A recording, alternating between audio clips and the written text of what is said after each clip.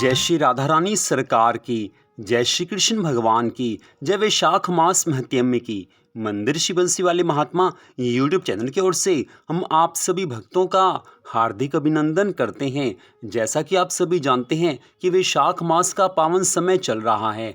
इस वैशाख मास में भगवान की जितनी भी भक्ति की जाती है उसका फल अनंत गुना होकर प्राप्त होता है। वैशाख मास की यही विशेषता है कि इस मास में हम जितना भी भगवान की भक्ति करेंगे, जितना भी भगवान के मंगलमय नामों का जाप और संकीर्तन करेंगे, जितना भी दान पुण्य आदि करेंगे, उन सब का फल बहुत ज़्यादा होकर प्राप्त होता है। तो वैशाख मास महत्म्य की कथाओं को सुनना भी बहुत ज़्यादा मंगलकारी कहा गया है।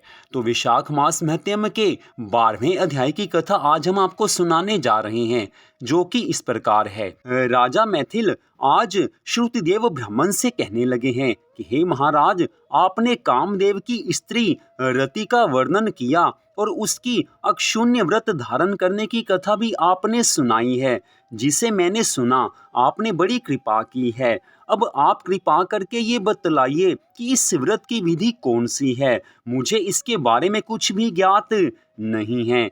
आज राजा मैथिल के इन वचनों को सुनकर श्रुतिदेव ब्राह्मण कहने लगे हैं कि हे राजन, इसका विधान पहले श्री हरि भगवान जी ने लक्ष्मण जी से कहा था, वह सब मैं तुमको सुनाता हूँ।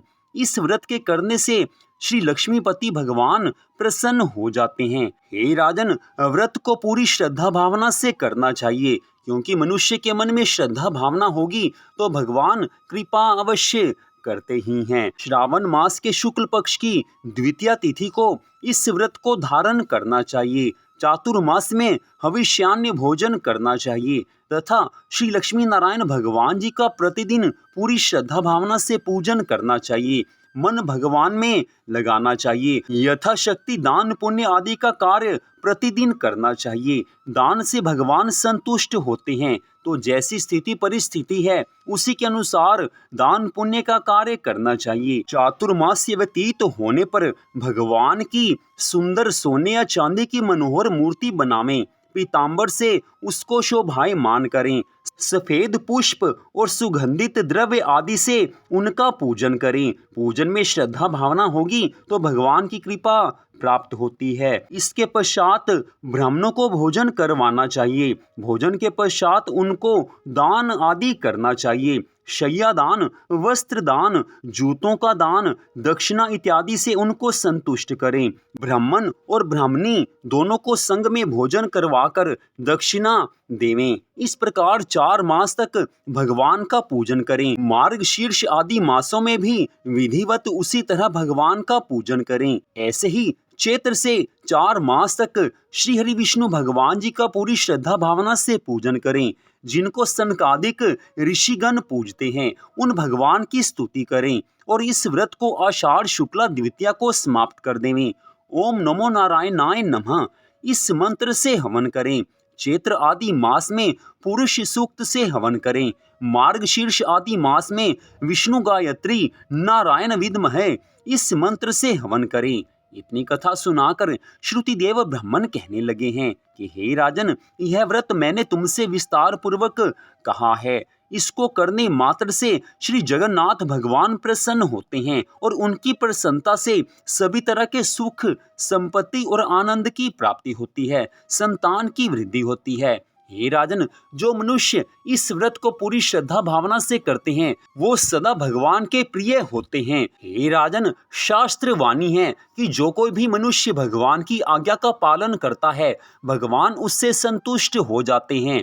इस कारण वैशाख मास में भगवान को प्रसन्न करने के लिए सब नियमों का पूरी श्रद्धा भावना से पालन करना चाहिए। इतना करने मात्र से श्री लक्ष्मीपति भगवान श्री विष्णु जी प्रसन्न हो जाते हैं और अपने भक्तों को मन चाहा वरदान देते हैं।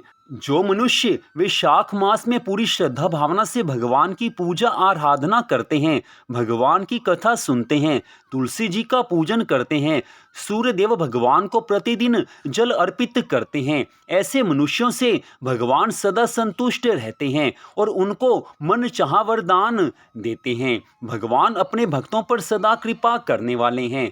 साधारण मनुष्य संसार में अनेक तरह के दुख और सुखों का भोग करता है, लेकिन जब उसका मन भगवान के चरण कमलों में लग जाता है, उस समय से उसके दुखों का नाश होना आरंभ हो जाता है। हे राजन, सार बात यही है कि जिस मनुष्य ने भगवान की कृपा को प्राप्त करना हो, भगवान की भक्ति प्राप्त करनी हो, या जिसे अपनी सांसारिक कामनाओं की पूर्ति करनी हो, उसे अवश्य ही वैशाख मास में सब नियमों का पालन करना चाहिए, भगवान की पूजा आराधना करनी चाहिए, तभी भगवान संतुष्ट होते हैं।